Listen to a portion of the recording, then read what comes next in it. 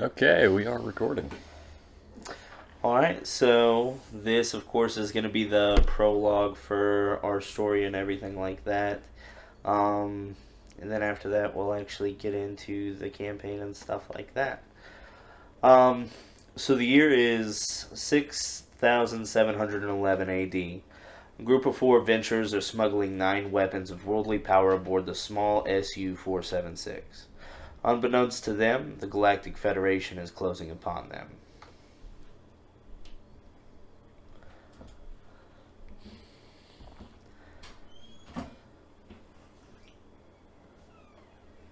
It's a ghost. Quiet on the set. Number 1, what's our...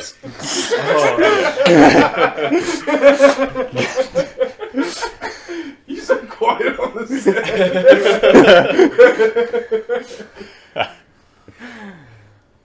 You take that out in post-production. Yeah. It'll be fine. No, we'll leave it in. Leave it in. Yeah. Fuck it. We will never edit the podcast ever. Yeah. That's what people like, right? Yeah. They're not in this to hear us play this game. Well, kind of, but it's the way in which we're going to play it. Yeah.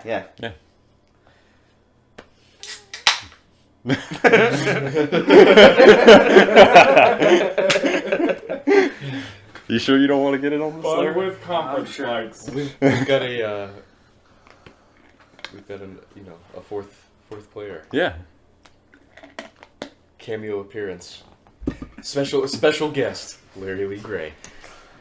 Larry can play Paul, Yes! the guy that gets sent out the airlock. I got sent out the airlock last time. It wasn't fun. Because you lived that personally. You seen that movie Passengers? It's serious. No, I haven't. Damn it. Is it good? Yep. Alright. What are we doing now? Guy with my face on the shirt. We're gonna see what happens aboard this ship. Okay. What's the name of the ship again? The SU... 476. SU-476. We should let Spock and Kirk take this one over there. Yep. Captain's log, stardate 4786.2. The members of the SU-476 have managed to acquire the weapons that we've been searching for so long. But unfortunately, the Federation was made aware of our plans and was waiting for us. We are now attempting to escape through the Coalsack Nebula, but they're hot on our heels. Number 1, what's our status? Captain, in 3.1 days, the Federation will be upon us at our current trajectory. Anyone have any ideas on how we can slow them down?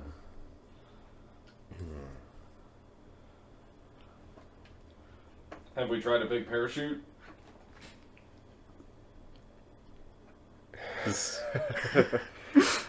No, and I don't think we will. Yeah, space is 3-dimensional. Dumbass. I'm not the smart guy on this show. I feel like everyone here already knows that. That's an interesting concept, though, using some sort of netting to slow them down. What if we were to emit subspace energy at the resonant frequency of the particles in the nebula? Do you think we might be able to destabilize them to cause a reaction with their engines when they come through? We would need a very wide net. These ships are very large. Do you think we have enough power on board to accomplish such a task? Engineering. What is the current power usage of the engine? Right now it's drawing on about 65% of the available power that we have. If we can reduce that then it may be possible to use almost 80% of the engine's power output to create this netting. We can switch on the auxiliary power input. How long is that going to take you? About 30 minutes, 45. I need a snack, so gotta throw that in there. Probably 50 minutes. Get on it. You got it. Taylor, go ahead and make a perception check for me. Okay. 17. What up? So with that, you looking at the consoles, and you do notice one of the lights for disturbances whenever you are flying through for anomalies and stuff like that. That is flashing, and you do notice it. Okay. Captain, we have an anomaly here. What sort of anomaly? It seems to be a time-space anomaly. The geometry of this local space is not Euclidean. Non-Euclidean time-space, huh? There are currently one of 17 possibilities for this type of rift, but the computer is narrowing them down currently. What do you think our chances are of making it through unscathed? Well, some of these rifts are utterly disastrous, but some are more or less tame. It certainly depends on the possible. So, I would wager there's about a 27% chance that the ship will be unable to come out on the other side. Well, gentlemen, let's play the odds.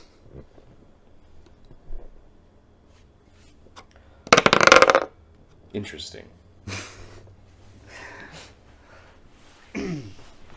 Alright, so you guys keep going through. You're doing your thing, trying to get through this minefield, essentially, of unbeknownst, like, space rifts and everything like that, and you're taking it nice and easy. When engineering actually gives you guys a beat, hails you guys, is like, hey, this is what I got for you. The 45 minutes has passed. Okay.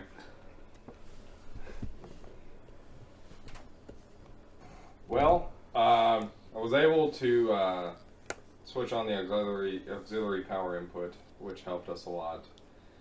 We've managed to get available power, up to, say, probably I think about 75%, maybe 80, if we really push it. So I think we can accomplish what you guys were talking about. Good. Helm, cast the net. Yes, sir. So, after you guys cast this, it leaves some sort of residue, and you can see it reacting particularly different than what you guys had planned on, especially with the anomalies with this place that you're at in space. It doesn't really... It's invisible, pretty much. Like, you guys... No one can really see it. But one of these anomalies that are here is reacting differently to the ship. And Taylor, you actually notice that it's throwing all of your systems into whack. Captain, the computer cannot handle these inputs. All of the systems appear to be inoperable. The readings are essentially meaningless. Damn.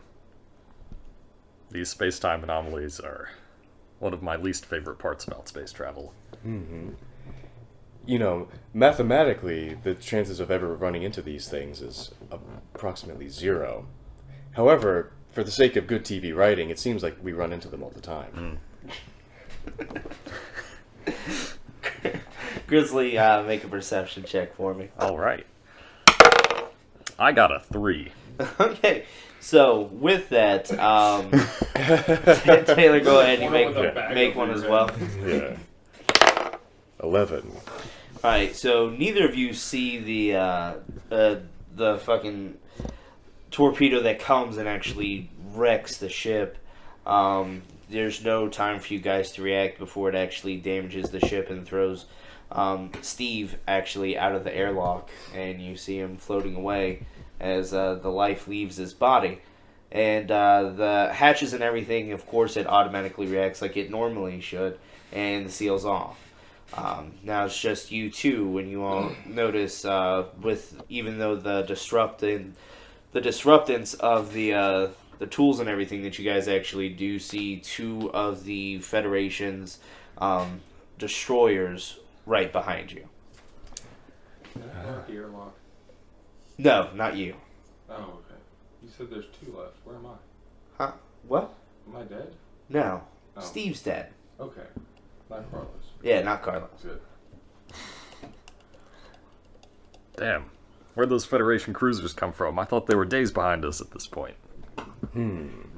It is possible that our time spent close to this time-space anomaly has shifted our time invariance forward a few days. I see.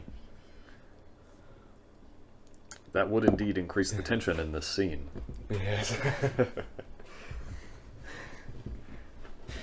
Alright, so with that, you guys take the standard procedures of putting up your shields and everything like that, but you are aware of one of the destroyers actually boarding your ship.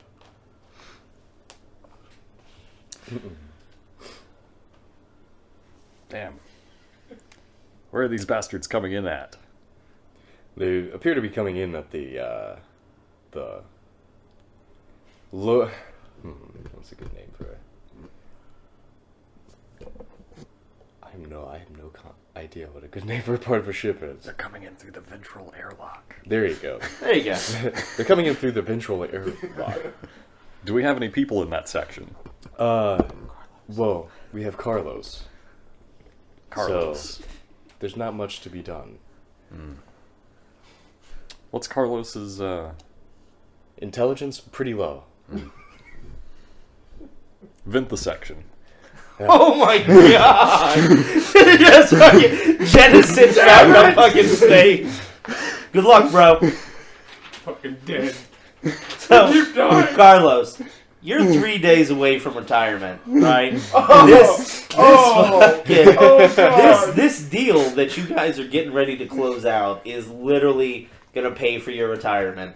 It's gonna put your 2 daughters through college. Your wife is gonna buy I've that got new car pension, she's been my wanting. 401k is Exactly. great. All of this is literally 3 days away. I've got a And loaded Roth you IRA. notice that the door to the ventral thing is actually, you can see it being cut, and then you notice the air slowly seeping out of the room.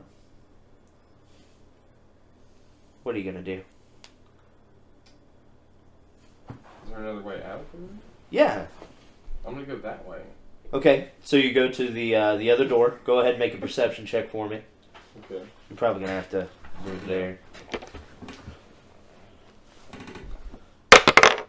14. You notice that the door is locked. Oh, good. Well, I'm gonna use my superhuman strength because how stupid I am translated into strength. All that intelligence I lost, and I'm gonna punch a hole in the door. All right. Roll a d20.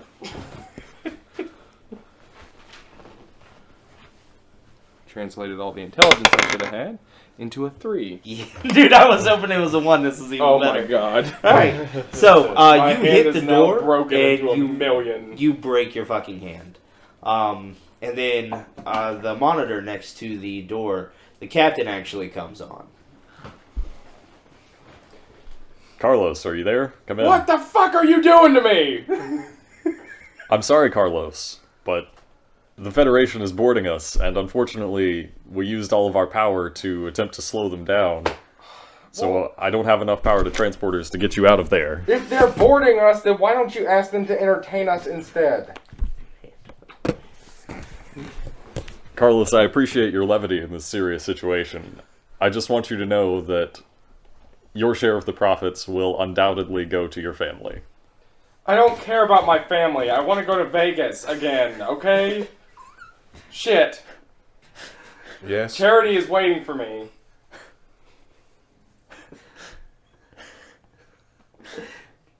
What do you do? Please save me. Okay, Carlos. I'm gonna try and get you out of there. If you look right below the door panel here, do you see a small access hatch? Yes. Open it up. Okay. There should be an emergency hand actuator. Can you use that to open the door? I think so. I don't really know what a hand actuator looks like. There's a bunch of Cheetos in here. Roll a d20. It's basically like a pry bar. Oh, shit. 19. What's that? God damn it. Alright, so you find it, and you're actually able to shimmy the door open just enough to fit through. As you do that, the Federation kicks in the other door that they were coming through. So as you slide through, there's still a gap enough for a man to fit through. So you're going to try and shut it on them, or what are you going to do? So there's a gap large enough. For a person to fit through, yeah. Okay. That's what she said. I want to try and shut it on them. You want to stand there and shut it? Yeah, so that they can't get in and kill my crewmates. Okay. I want to do that. I want to, and I'm going to have my crowbar at the ready, just in case. Okay. Sorry, hand actuator, dick. Alright, Chrisley? You see this on the monitor, that he's trying to shut the door, and that the Federation is coming through en masse. Mm.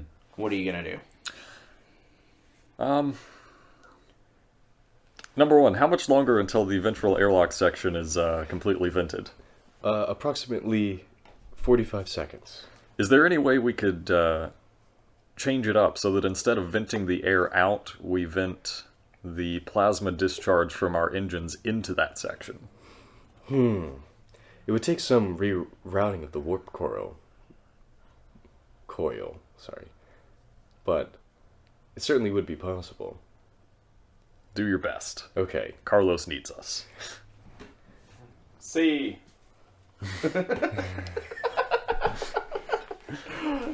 Taylor, your voice when you do this sounds like fucking David from Prometheus.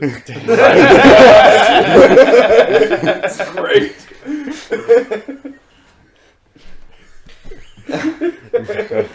Alright, Yeah. so the Federation's running towards that door.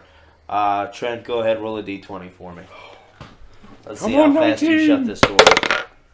One. Fucking awesome. So you're sitting there and you're trying to shut it, right? Like you're prying against the way that you opened it, so it'll actually slide shut. And as you're doing this, the hand actuator slips and actually breaks your nose. So you're bleeding in space right now, which is never a good thing. Bruce Willis has survived a broken nose. Yeah, exactly. Yeah, Good. broken nose isn't anything. You're Carlos, Personal man. hero. Yeah. So, the Federation, of course, sees this, and the cat's going to close out of this.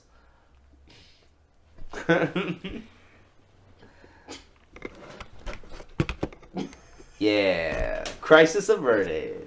All right. All right, so the Federation comes in, and they're go ahead, roll another d20 for me, Trent. Let's see if you can beat one of these guys off that's trying to grab you. If I roll a 3, do I actually beat them off? Or That's exactly what happens. You fucking get on your knees and it's like it's mayonnaise sandwich time. No, motherfucker. He grabs you and he pulls you back through the door. Okay, so I'm gonna die then. We'll see, won't we? Yeah. Can I grab my crowbar that slipped and hit him in the face? Yeah, go ahead. Roll a d20. Actually, I want to hit him in the dick. Well, you need to roll the hit anyway. Okay. So, Then I can decide where I want to try and hit him. yeah. Nat 20. All right. Hey. So you take this hand actuator and you connect. You connect like Tiger Woods connects. Back when he was good. Right Yeah. in his party zone. Exactly. Right in his Yes. no-no square. Just Oh. straight up. And you actually see him turn a different shade of blue that you didn't think was humanly possible as he vomits into this room. Awesome. After you do that, you make a sprint back for the door. I'm gonna have you roll another d20 to see if you pull yourself through. 15. Yeah, you pull yourself through. Alright. Back to you, Captain. Number one, how's it coming with that warp plasma? We will be ready in 15 seconds. Carlos, you have 15 seconds to get that door closed or else you're gonna fry. Oh, that's a problem. Okay. I'm gonna try again to close the door however I can. Is there any welding equipment that I can get going in 15 seconds? Didn't think so. Just gonna try and shut it really hard. Wait. Could I pull the guy through the door and then make him get sucked into the opening? Would that work? That won't work. I It's not mean, gonna be it a would good work seal. temporarily, but he's gonna melt, bro. Like, Because we're Raiders of the Lost Ark we're melt. venting warp plasma into this room. Oh, Yeah. it's good. That. Well, You know the what's up shit for that shit? That shit's worse Cyclops than like balls. shoots out of his eyes on X-Men? Oh, that's That. good. Yeah. Got it. 17. Alright, you shut the fucking door. What up? Captain, we are go. Do it. Lives. Gotta fight for it. Even though sound doesn't travel in space, you hear the screams of these men, just screams that will haunt you for the rest of your life, of how terrible they are. It only lasts for a second, but it's a terrible second. I have no feelings, so Carlos always wins. Alright, so, back to you, Captain. Carlos, congratulations on surviving. I need you to make your way up to main engineering. We're going to need your help to get the warp engines back online if we're going to make it out here. Okay. As that said, another torpedo hits the ship and drops the shields down to 25%. Number one, do we have weapons? It seems that our weapon systems have been temporarily made offline in order to conserve power for the warp drive. I see. We need to find some sort of way to protect ourselves from those Federation torpedoes. Well, we can put the Zoltan into the weapon system room. That might be enough to power the system. Do it. Okay. Get that man down there.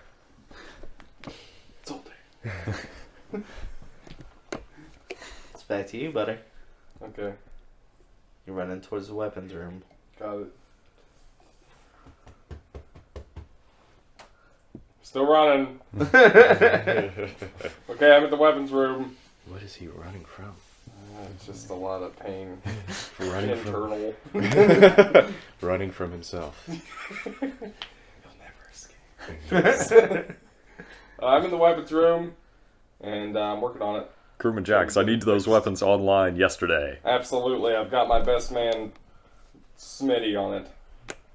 He's doing everything he can, and I'm helping him. I'm the hand and tools. I just run the show. I don't actually fix the stuff. We're fixing it though. Looks like they're partially working now. We've got them about halfway, so about half of the guns are online. Alright, I'll take what I can get. Number one, what do you think the chances are of us being able to penetrate the Federation shields to take out their torpedo launchers? At our current energy output, it's 7% chance.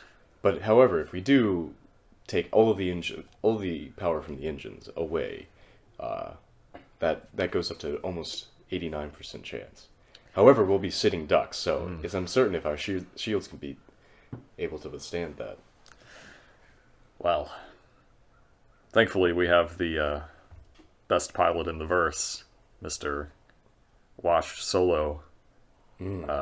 So even if our shields fail, I'm confident that his evasive maneuvers can give us some edge. Yes, yes. A clone of two of the best TV and movie pilots ever.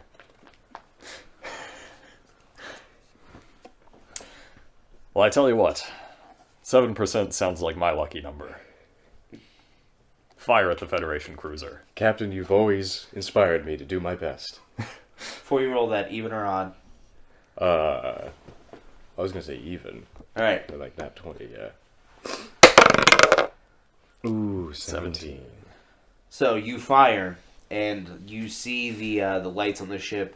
They all dim because this is a huge surge that the ship isn't prepared to take.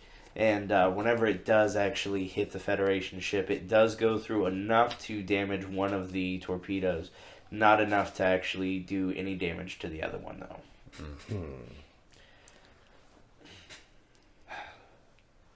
I don't suppose we have enough power left for a second shot, do we? No, we don't. But Captain, I do have another idea. What if we try to pull the Federation ship into the rift with us? With a tractor beam. With the tractor beam. We do have enough power input to be able to pull off such a thing. Number one, I like your style. I knew there was a reason I kept you around. Those can be a lasso. Let's do it. Let's make these Federation bastards share our fate. Roll a d20. Let's do it. 7. 7. 7. All right. So you engage the tractor beam, and it doesn't drain the ship entirely. Another power surge goes through the whole ship, and your shields are down to 7%. Now go ahead, roll another d20 to target the Federation ship. 2. You grab one of the asteroids behind it. Excellent. We can sling the asteroid into their ship Huh. if we turn the right way, maybe. The invalid had a good idea. Yes. We still have impulse drive, at least, correct? You don't want to waste That's the correct. power. Lay in a course that will pull the asteroid into the Federation cruiser. Very good, sir. Very good. Engage when ready. So, engaging. Shall we do a roll? Yeah. 14. Alright, so you plot this course, and you can see that it's going to take you dangerously close to one of the space anomalies. But this is literally your last chance to make it out of it alive. Well, gentlemen, I think it's better to live in another timeline rich than to die here, don't you? I agree with that completely. Then let's do it. Take us in. Going in. So, you guys go, and Yeah. you plot the course, and you're still able to see the Federation ship as you get closer and closer, and you see this asteroid start to pick up more and more speed. Little did they realize, like, they notice it too late, but they do try to move out of the way of the asteroid, but it actually goes right through the middle of it whenever they're trying to go through, and destroys the Federation ship. So there's a celebration on board as you all watch this. Taylor, go ahead, roll a d20 for me. 18. So you notice that with the fact that it's been destroyed, you see the instruments on the dash actually start going even crazier than they were before. And you realize that the force that is being pulled is you guys are being drugged into the space anomaly. The geodesic timelines of this region have become too warped. Captain, I believe we won't be able to pull out of this one. Do you have any sort of idea where we might be heading? This is something that has only ever been theorized by physicists. So, really, no one can say. Do you think the gravimetric shear is strong enough to actually destroy the ship? Destroy it in more ways than I think we can conceive of. And then some that we can't conceive of. And a few more that even beings that can't conceive of those things can't conceive of this. In other words, yes. No. Something. Very good. I shouldn't have tripped out on acid before starting the shift. I shouldn't have eaten any bath salts. really not this dumb usually, but I picked a bad day to stop sniffing glue. Takes the edge we off. all have our vices. Takes the edge off of the crack cocaine. Yeah, Right. yeah. It's great living in the future when none of these things actually hurt us. Yes. Just Being chasing the immortal is dragon. amazing. Yeah. So, as you guys go through, Chrisley, roll a d20 for me. All right. Health canning 10. So, as you guys are getting closer and closer to this black hole, you remember the cargo that you're holding, and all the things that could possibly be holding and weighing the ship down.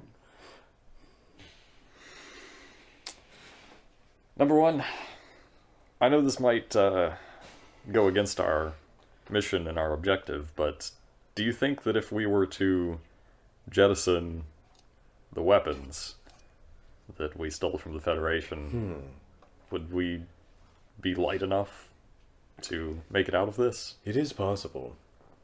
However, from what I'm seeing, it looks like we'll have to eject part of the ship as well. These parts of the ship have already been evacuated, so it would cause no loss of life. And, however, it would cut off all engine access to the front of the ship, and our ship would essentially be floating through space.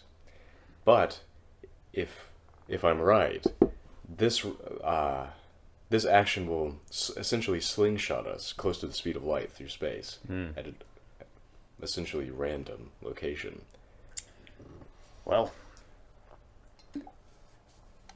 based on everything up to this point, I would say today's our lucky day, so This has been the luckiest mission we've had so far. it's very true. We've held onto the cargo for at least this long. I have lost so many engineers before now.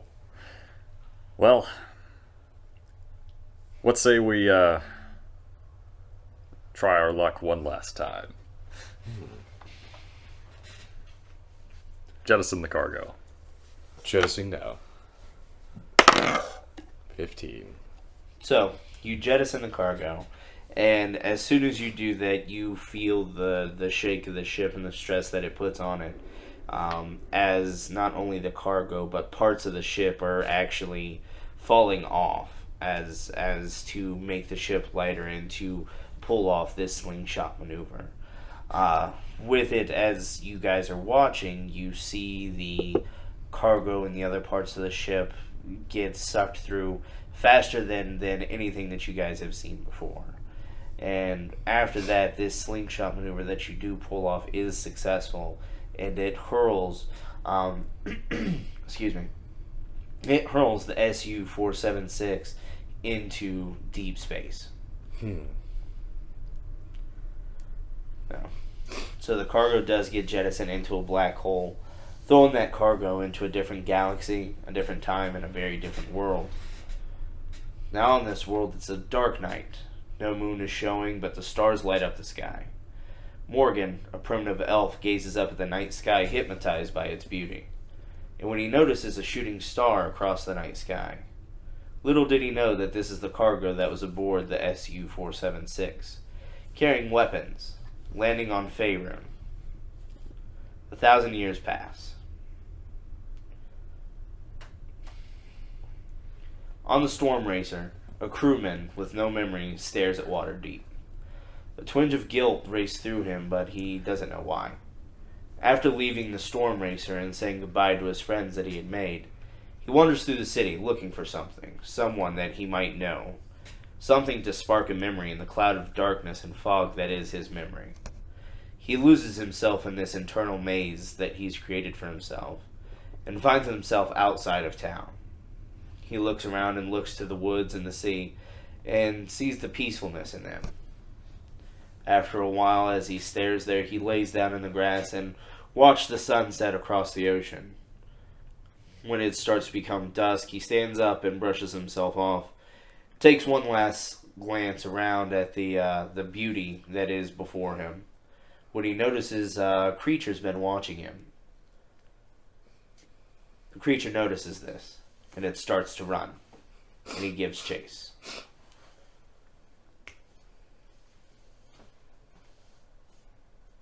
I'm running. I'm gonna chase this motherfucker down. So, you're running through the woods, right? And in front of you is this creature that you've never seen anything like this before. It's darting through the woods as if it's grown up here. And it keeps running and running and starts to pull away, but it suddenly stops. Okay, I'm gonna slow down some. I'm gonna approach it in a kind fashion and say, "Hey, little guy, how are you? What are you?" The creature that is literally 2 feet taller than you Yeah. turns around and looks and puts a finger up to its lips in a hushed tone. Okay. I'm going to gesture to him, like, "Do you want me to follow you?"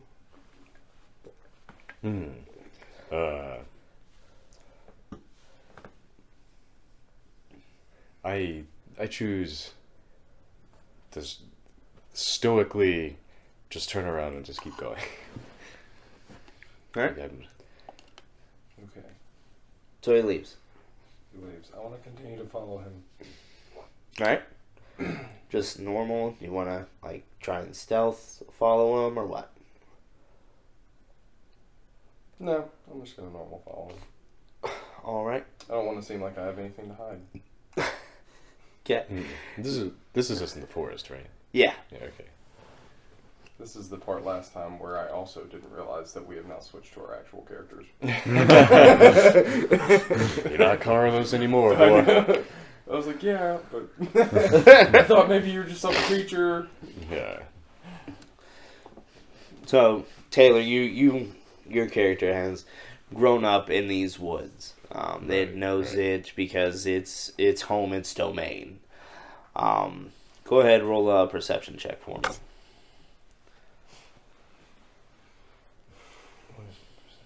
Okay. 11. 11? That's really shitty. Alright, you notice something in these woods is different. You feel it, like in your internal body, that something is changing the woods, that is changing your home. You go and you notice that where some of your favorite animals are, some of your favorite place to visit, there's fire rising from there. I'm going to briskly go in that direction. Alright. Now, Trent, your character sees this, that he's stopped and he's noticed something, and he takes off running back into the woods. I ran back into the woods. No, he He did. ran. Okay, Yeah. that's what I thought. Okay. Can I roll like a perception check to see what he noticed? Yeah. Made him sprint off? Hey. That was awesome. So you also notice the fire that's growing in the forest. Mm-hmm. You see the smoke rising and everything like that, and you can tell from the way that his character was running that that's where he's headed. Okay. I'm gonna run over there too and see if I can help Okay. in case someone is on fire. That was not good. So, Taylor, the closer you get you're running closer to it, and you realize that you're probably 20 feet away from this fire that you've been able to see. Alright, then we're gonna roll a perception check to see what's going on here. Jesus Christ. I should have just taken 10. I got a 9. Yeah. Alright, so since this is your forest, I'll Yeah. give you advantage. Alright, yeah, I should roll again. Okay, 17. Yeah, so with this, you do notice, like, there's a small camp here. There's 4 different tents. You can see an animal being cooked over this fire. And in 2 of the tents, There's a wagon that's next to it as well. It has a couple of drums, not drum, but like kegs inside of the cart, and you see a goblin sitting by the fire. This displeases me. I use disguise self on myself to look like a goblin. My racial feature allows me to, even though I'm 7'8", to appear as though I'm a smaller creature when I use disguise self. So I'm going to disguise myself as a goblin and walk into the encampment. All right, and does this have a DC on it? Yes, it's like a I don't know what the save they use is, but I know what my DC is. Mine is 15. They have to beat a 15. Where's the PHP? Oh, one of these. There's one here. Here's another one. Yeah, under your sheet. Oh, right here. That one's yours. You said disguise self. Yeah, I don't know what. It's probably an intelligence save. Yeah.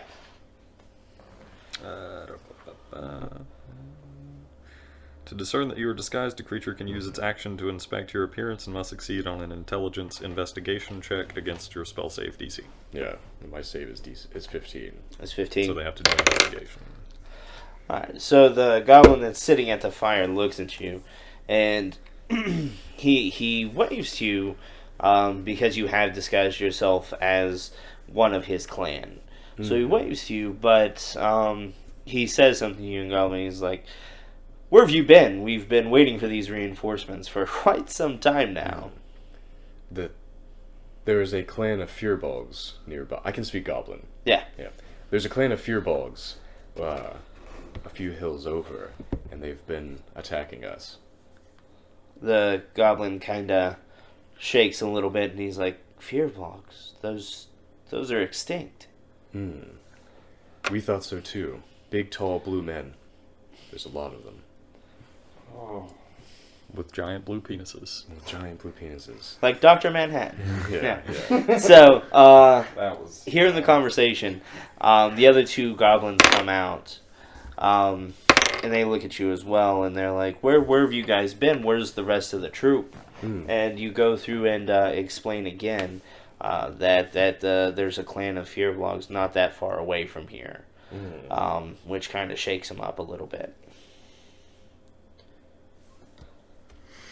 Yeah. I'm gonna say, well, at least I'm here now, and I can tell you about their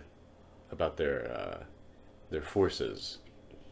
It's like, but first, let's eat. So you guys go to eat, and one of the goblins, the one that you first met, is sitting there and he's talking to you, and he's like, "So what exactly happened? How come you're still alive?" I took the normal goblin route of running instead of fighting. There were 8 of us, and we were traveling through the woods, stumbling around. Yeah. And we were attacked. I was leader of the pack, and we were attacked on both sides. And I didn't quite see what happened, but as I ran and stumbled and turned back to look, I saw a few of these tall men, tall blue Fearbold creatures, killing the rest of the pack, and then I just kept running. I need you to roll a stealth check for me. Okay. Because by now you've caught up. Yep. So as this conversation's going on, Woo! Wearing bright orange. what is your stealth?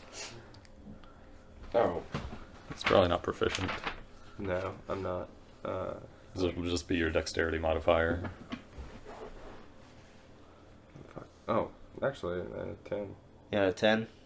Right. So, as your Taylor's going through the whole conversation and the story and stuff like that, they hear something in the woods. Sounds like a giant man stumbling.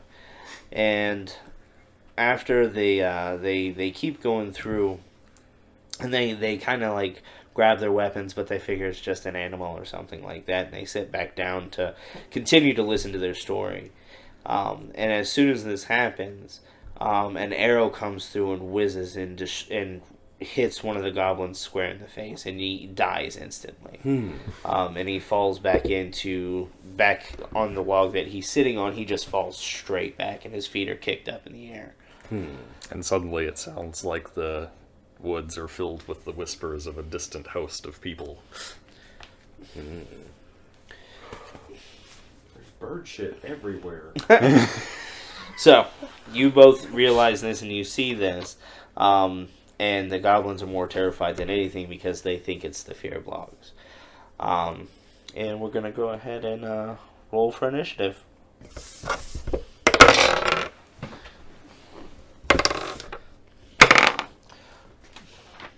Aha. So this should be a surprise round, I think. For you and Trent and Chrisley. Yeah. I have the 20. 9. That doesn't look good. Let's do this for a second. Oh yeah, go right ahead.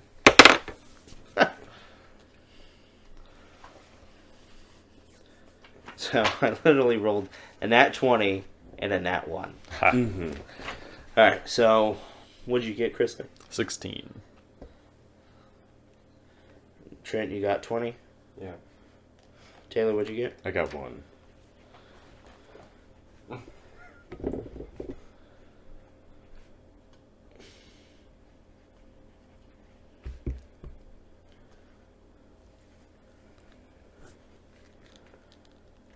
And what's your dex modifier? Mine is -1. Like he rolled a 2. I Yeah, rolled and got two, -1. Yeah.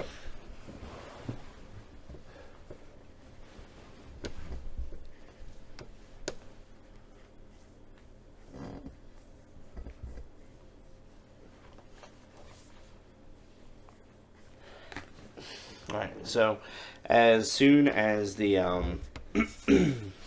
oh, go ahead and do your surprise round. So as soon as the arrow strikes the other goblin and he screams out in pain as he dies, another one comes from another tent, and he's standing in front of the tent. The other two are by the fire, and then Taylor, you're still sitting there. Chrisley, you're up in one of the trees, and Trent, you're about 10 feet away in the woods. Okay. So what we'll do is, Trent, for the surprise round, you'll go first. Alright. I want to whack the one closest to me with my greatsword. Alright. I'm gonna do that. That's fucking nice. 7? Is it So- 7? yeah. No. Wait, yeah. So you run up and you unsheath your sword while you're running up, and you're about to cleave this goblin in two when its petrified face realizes what's happening and moves out of the way. Chrisley? I will shoot another arrow at the goblin that came out of the tent. Alright. That will be a 14 to hit. So you shoot an arrow and you actually miss. It hits the post next to the goblin's head. Oh, alrighty then. Taylor?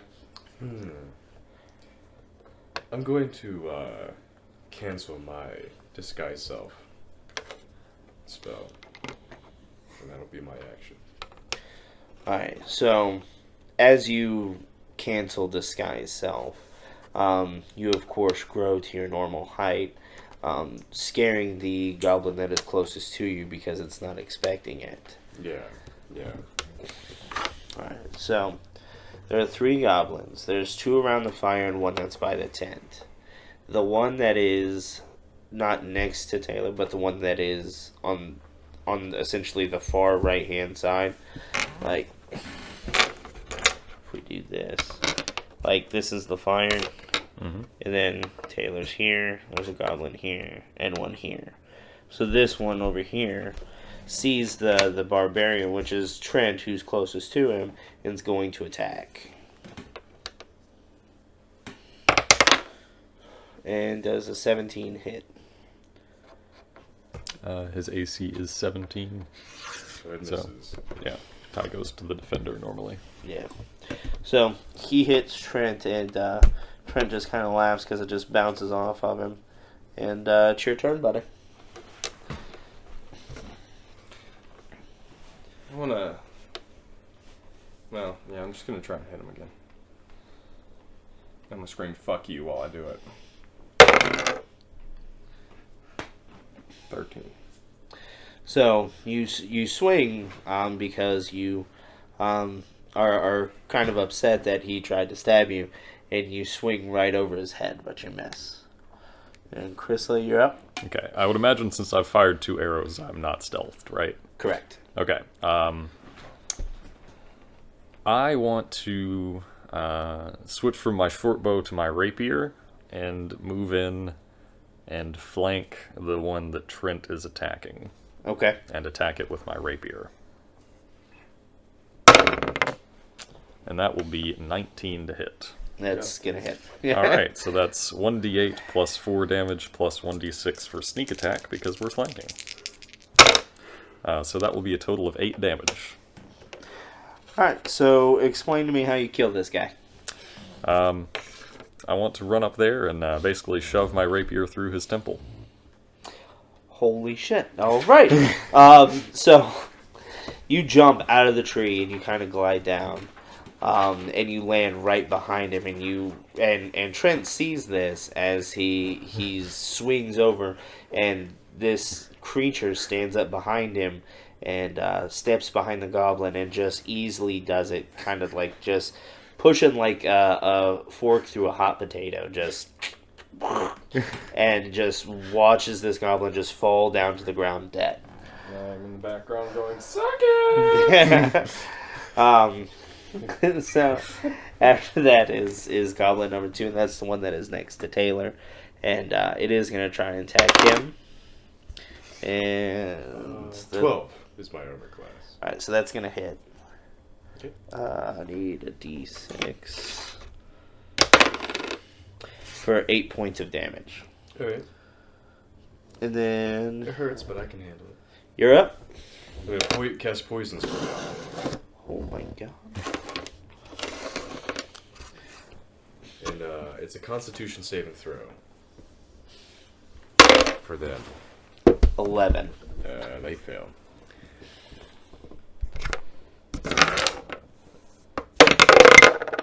Five damage. So you Poison damage, though. Not that I might not even sit think here about and it you as- breathe this poison damage into this goblin's face, and he looks at you and doesn't understand what's going on because he's seeing his life flash before his eyes, and he falls down. He doesn't die, but he's close to it. Then the last goblin that's over by the tent sees this, and he takes off running into the woods. Then it's back to you, Trent. Okie doke. So who we got left? You have this goblin here Okay. that has been poisoned by Taylor, Got it. and then the other one that has run off into the woods. Screw the one that's gone off in the woods. We're gonna hit the one that's been poisoned. So you're gonna hit the one that's been poisoned. Go.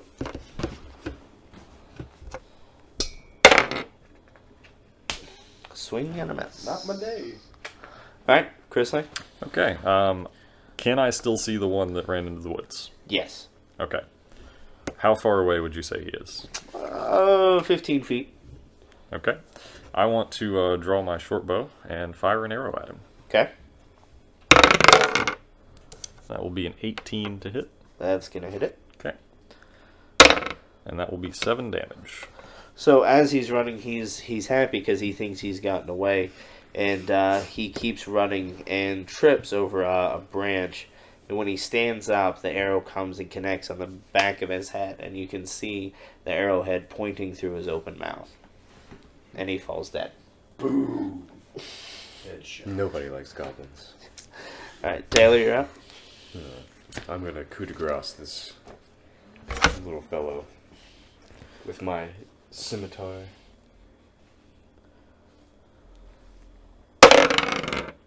Oh, 11 to hit. So you swing the scimitar, and the goblin that's poisoned is delirious by now, and he actually has a moment of clarification as he rolls out of the way of being cleaved. And it's to Trent. Alright. Well, I want to chop his fucking head off. And I'm going to do that this time. I'm not going to roll fucking 2, and if I tell myself that enough, it's going to happen. Nope. I was right. Thank you. Okay. I need 2d6, right? You want to say what that was for the people at home? Huh? Oh, it was a 19. Or, I'm sorry, it's a 24. There we go. My bad. We're just making up numbers. Yeah. Right. Yeah. I don't really know how these things work. This is whose D&D is it anyway? Whose Where the D&D? rolls are made up and the totals don't matter. Right? Okay, so that's going to be 10. Alright, so you walk over this goblin as he rolls out of the way of the scimitar, rolls over right in front of you, and you kind of laugh at yourself because you're like, this is going to be the easiest thing ever. And you just take your sword and kind of just dangle it over his head and let go, and let gravity do its thing.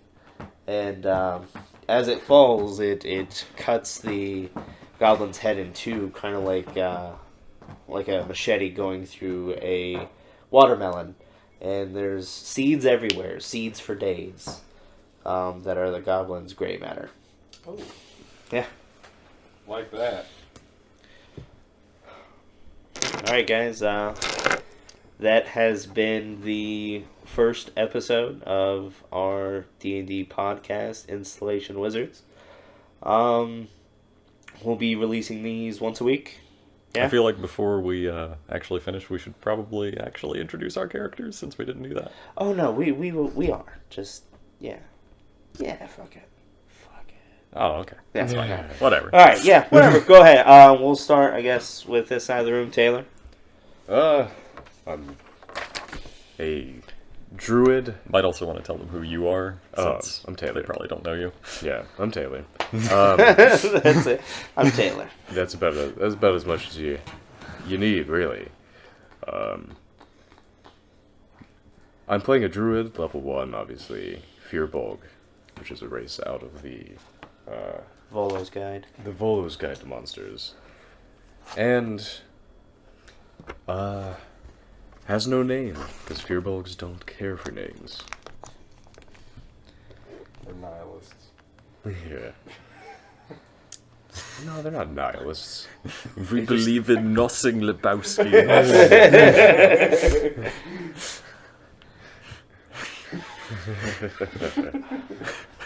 No, I'm just imagining you like the whole time while the goblins were there, just like, I fuck you up. I fuck you up. Carl Hungus. That's what we're gonna call him. Where's the money, goblins? No funny stuff. We have your girl. Your animal companion is gonna be a marmot. A marmot. Oh, Yeah. fucking marmot.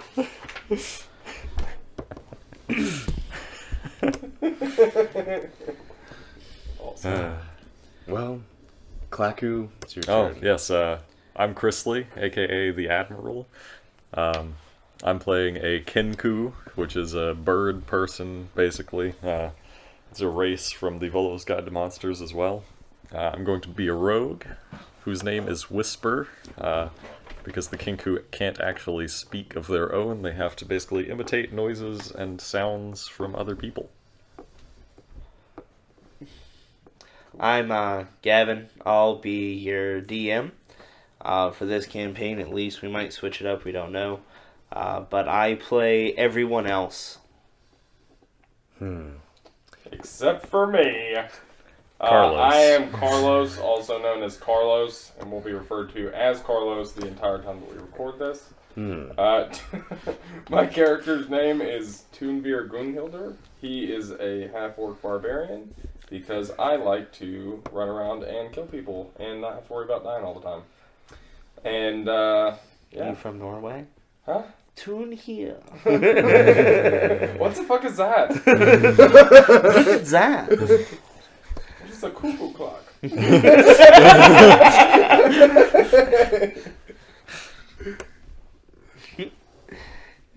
All right. Right, so this has been the first episode. I hope you guys enjoy. We will be releasing these weekly. And thanks for listening. Steve-hole! Wave. Everybody wave. Everyone wave to the microphone. Bye. Rick and Wave Morty kitten. season 3 coming sometime. Sometime. That's pretty good. No, that was fun. Yeah. But I figured, Chrisley's going to cut this part out. Yeah. But we'll just record Ooh. 2 episodes But every what other if- Sunday. Just go What ahead if he and stop. doesn't? But what if he doesn't?